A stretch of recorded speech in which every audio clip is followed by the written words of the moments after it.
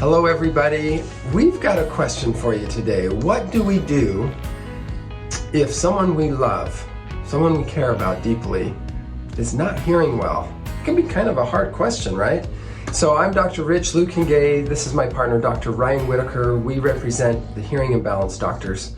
What do you think about that, Dr. Whitaker? How do we get that started? Why is it even important that they bring him in? That's a really good question. I have a few ideas. It is the month of love, isn't it? February. And if someone you love is struggling to hear, this is an important topic. First of all, I think we ought to talk about neural benefits of hearing well. Did you know, I know you know, Dr. Luekenga, did you know that the longer an individual goes with hearing loss, the more their brain will actually atrophy?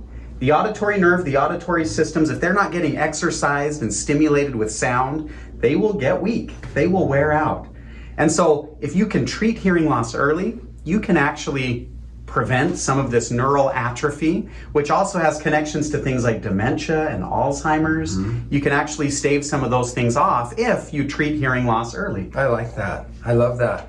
I love that. You know, it's interesting how when you talk about neural pathways and you talk about synapses and connection and keeping everything together, no one ever comes into us and says, God, I wish I would have treated this later. It's always about treating it early, and it has something to do with just their well-being.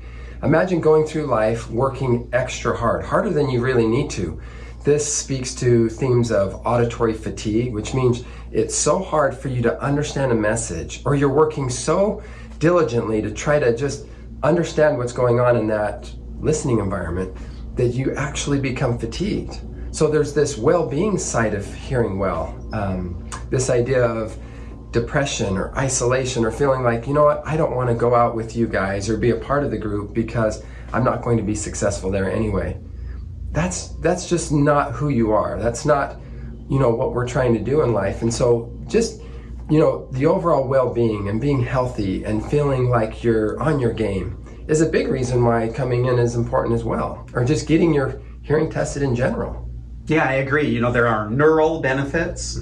There are certainly benefits to your overall well-being, feeling less tired, less fatigued. There are also social benefits. One of the most important aspects of life are the connections that we have with loved ones. And the longer a person goes with hearing loss, the more strained some of those relationships can be. It can take a toll on marriages. It can take a toll on interactions with friends and with other family members. And so the earlier that you can treat that hearing loss, the better we can help your social life and your interactions with loved ones. There's no question. We crave connection. As a people, as humans, we love connection. And it is true that as we hear well and we're processing well and we're able to critically think well, taking care of yourself is very, very important. And so, we'd invite you, even if you don't come here, go anywhere, but get your hearing tested. If you're kind of wondering how you're doing, go and get your hearing tested somewhere. Have them look, do a good examination and make sure everything's okay. You'll never regret it.